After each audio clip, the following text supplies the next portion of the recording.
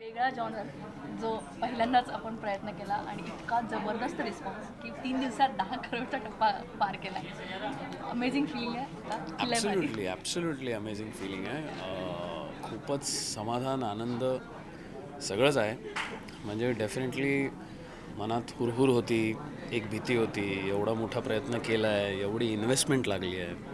म्हणजे एका प्रोड्युसरांनी माझ्यावर विश्वास टाकून एवढे पैसे लावलेत. त्यानंतर एक नैतिक जबाबदारी पण होती की रितेश देशमुखसारखा हिंदीचा अभिनेता मराठीत चित्रपट करणार माझ्याबरोबर. तर त्या सगळ्याच्या कसोटीला उतरायचं आणि डिलिव्हर करायचं याचं प्रेशर निश्चितच होतं. आणि हा वीकेंड जो झाला आहे 10+ crores 10 करोड प्लस वीकेंड हा खरंच माझ्यासाठी पण मला वाटलं होतं थोडं करेल, कारण का साईज आहे चित्रपटाला, येईल ऑडियन्स थिएटरमध्ये नक्कीच. पण एवढं येऊन एवढं, कारण मी जे 4-5 थिएटरमध्ये गेलो आणि जो प्रतिसाद बघितला तेव्हा असं लक्षात आलं की जी 2 वर्षाची कष्ट असतात तुमचे, काय असतं, जी मेहनत लागलेली असते ती इव्हेंच्युअली ह्या प्रेक्षकांच्या प्रतिसादासाठीच असते. आणि खरंच खूप समाधानकारक फिलिंग. आतापर्यंतच्या सगळ्या फिल्म्स होत्या त्यांना समीक्षकांनी खूप कौतुक केलं. त्यांनी वेगवेगळ्या पद्धतीने या फिल्मच्या बाबतीत समीक्षकांचं काही मत आहे, काही पब्लिकचं त्यांचा निर्णय असतो.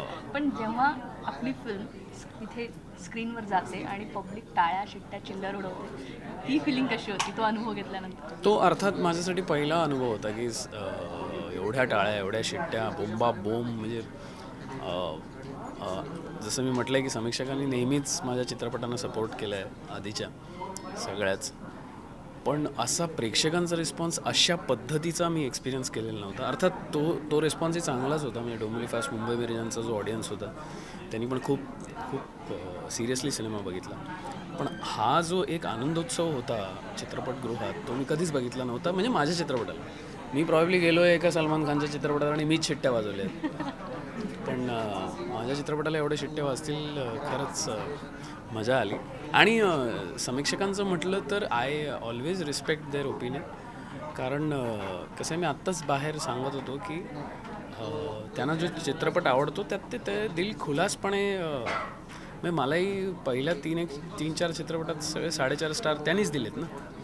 तर मग त्यांना नाही आवडलं तर आय रिस्पेक्ट दॅट की त्यांना, कारण का त्यांनीच दिले होते, मग त्यांनी दिले तर ठीक आहे ना. म्हणजे वी शुड रिस्पेक्ट दॅट आणि मूव ऑन. तर I have no issues on that front at all. आणि प्रेक्षकांना आवडलं आहे हेही तितकंच मजेदार आहे. निशिकांत आतापर्यंत फोर्स असेल किंवा मुंबई मेरी जान असेल, डोंबिवली फास्ट असेल, एक वेगळ्या जॉनरच्या फिल्म तुम्ही केलेल्या आहे. आणि आता एकदम फाडू मसाला ॲक्शनपट आणि तुम्ही मराठीत आणलेला आहे. तर कुठे ना कुठे टेन्स होतं की लोक रसिक आपल्याला ह्या रोलमध्ये ॲक्सेप्ट करतील का? डेफिनेटली हे सर्वात मोठं प्रेशर होतंच की रसिक मला ॲक्सेप्ट करतील की नाही, माझ्या चित्रपटाला ॲक्सेप्ट करतील की नाही, हे प्रेशर तर कॉन्स्टंट होतं. आणि दुसऱ्या एक एक्साइटमेंट ही होती की असा चित्रपट तुम्ही आजपर्यंत केलेला नाही, त्यामुळे तुम्ही एक स्वतःलाच एक प्रूव्ह करण्याची बाब असते की तुम्ही हे करू शकता का, can you pull this off. आणि सतत भीती म्हणण्यापेक्षा एक नर्वस एक्साइटमेंट सतत शूटिंगला होती की हा सीन बरोबर होतो आहे ना, हा सीन जसा कमर्शियली व्हायला इथे म्हणजे हिरोची एंट्री करेक्ट झाली आहे ना, मग असं कधी केलेलं नव्हतं पूर्वी. त्यामुळे ती एक सतत भीती म्हणा, हुरहुर म्हणा, पण एक नर्वस एक्साइटमेंट म्हणा सतत होती. आणि त्यात एक वेगळी मजा आहे की तुम्हाला जे नॅचरली येतं किंवा क्वाझी रिअल किंवा रिअलिस्टिक सिनेमा ज्याला आपण म्हणतो, जो डोंबिवली फास्ट मुंबई मेरे जान होता माझ्यासाठी, ते सोडून अगदी it's a complete paradigm shift की other end of the spectrum ज्याला आपण म्हणतो की एक कम्प्लिटली कमर्शियल सिनेमा बनवायचा. तर मी कधीच बनवला नव्हता. तर मला खूप आता बरं वाटतं आहे की तो. आणि जो काही रिस्पॉन्स प्रेक्षकांकडून मिळतो आहे त्याबद्दल एक 4-5 दिवसापूर्वी तुम्ही प्लाझाला आपण भेटलेलो, तेव्हा आपण लोकांच्या ज्या प्रतिक्रिया होत्या, जे इंटरॅक्शन तुम्ही केलं, तर जो काही रिस्पॉन्स लोकांकडून मिळतो आहे, ज्या पद्धतीने अक्षरशः लोक रांगेत उभे राहून तिकीट्स वगैरे काढतात, त्याबद्दल थोडंसं. आणि तिकीट आम्हालाही नाही मिळालं.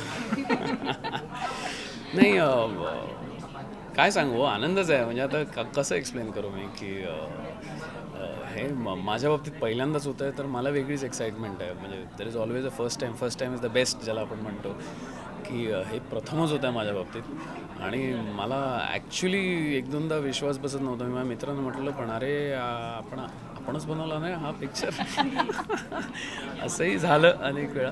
पण खरंच खूप मनापासून आनंद आहे आणि थोडंसं ज्याला म्हणतो ना आपण की थोडं सरप्राईज पण आहे की मला एक्सपेक्टेड होतं पण एवढं एक्सपेक्टेड नव्हतं. व्हेरी ऑनेस्टली उस गली में नाही गया था मैं की रेकॉर्ड वगैरे काही असं.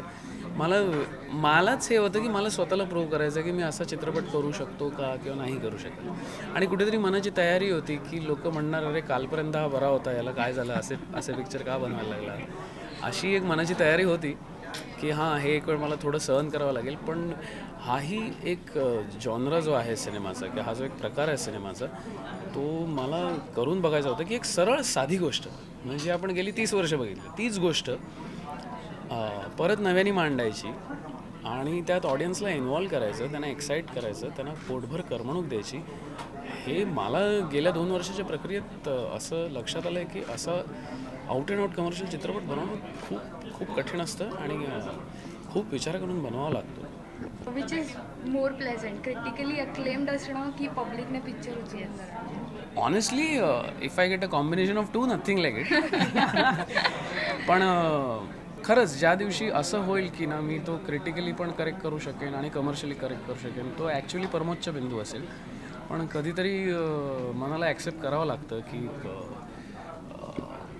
कधी तो क्रिटिकली खूप अक्लेम्ड असतो. जसं म्हणजे for example Mumbai Meri Jaan is a overall 4.5 star film पण त्यांनी एवढा बिझनेस नाही बघितला. व्हेरॅज लय भारी नाही आहे तेवढा म्हणजे स्टार्स त्याला मिळाले नाहीत क्रिटिक्सकडनं किंवा समीक्षकांकडनं पण त्यांनी एवढा बिझनेस बघितला. तर दोन्ही एक प्रकारचा वेगळा आनंद आहे आणि खरंच जर का दोघांचा समन्वय साधता आला तर नथिंग लाईक इट हे खूपच कमी जणांना जमलं आहे. त्यामुळे मी पण फार सामान्य माणूस आहे, मला पण ते अचीव करणं खूप कठीण वाटतं पण माझा प्रयत्न निश्चित राहील. बघू. आता हा जॉनर हाताळून झाला, याला यशही मिळाले. आता निशिकांत कामतला कॉमेडी खुणा होते. कॉमेडी एवढ्यात नाही. आत्ता मी 2 वेगळे चित्रपट करतो आहे इनफॅक्ट.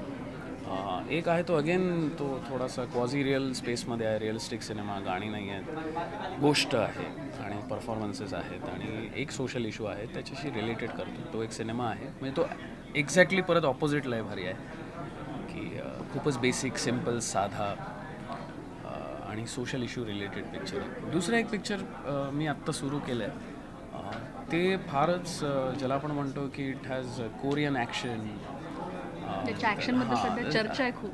हां तो ॲक्शन फॉर्मॅट जरा वेगळा करण्याचा प्रयत्न करतो. The styling is like a Japanese film किंवा कोरियन फिल्म. त्याचा मी प्रयत्न करतो. आता मग परत काय अचीव करेन माहीत नाही पण डेफिनेटली काहीतरी वेगळं स्वतःसाठी करणार, कोणालाही प्रूव्ह करण्यासाठी नाही, स्वतःलाच एक आपण म्हणतो ना की आपल्याला स्वतःलाच ती किक असते की हां हे झालं करून आता अजून वेगळं काय करता येईल. तर ते आता वेगळे प्रयत्न सुरू झालेत थोडे थोडे. मगाशी तुम्ही म्हटलं की बरोबर परत एक फिल्म करायचा विचार म्हणजे तुम्ही मगाशी बोलताना बोलला काय खरंच तुम्ही नाही खरंच निश्चितच म्हणजे रितेशबरोबर पिक्चर करायला मला आवडेल आणि मला माहिती आहे की आम्हाला दोघांनाही आवडेल एकमेकांबरोबर करायला. कारण लयभारी करतानाच खूप मजा आली आणि ते थोडंसं रिफ्लेक्टिव्ह होतं सिनेमात की आम्ही खूप मजा केली म्हणूनच तो पिक्चर असा काय म्हणतो त्याला फुल ऑफ लाईफ झालेला आहे. तर रितेश आणि मी आत्ता इनफॅक्ट आजच आमचं बोलणं झालं की आपल्याला काहीतरी करायला हवं निश्चितच पण त्याला टाईम फ्रेम नाही मानली पाहिजे की 6 महिन्यात किंवा 1 वर्षात किंवा कधी. एक चांगला करेक्ट सब्जेक्ट मला मिळाला, मी एक्साईट झालो, त्यानंतर मी जो रोल त्याला सांगेन त्याच्याने समजा तो एक्साईट झाला तर तो चित्रपट बनतो आणि तो निश्चितच म्हणजे असा एखादा सब्जेक्ट मिळायला 2 महिन्यात मिळतो किंवा 2 वर्षात मिळतो. तर the Hunt will be on. आता बघूया. Thank you thank you so much.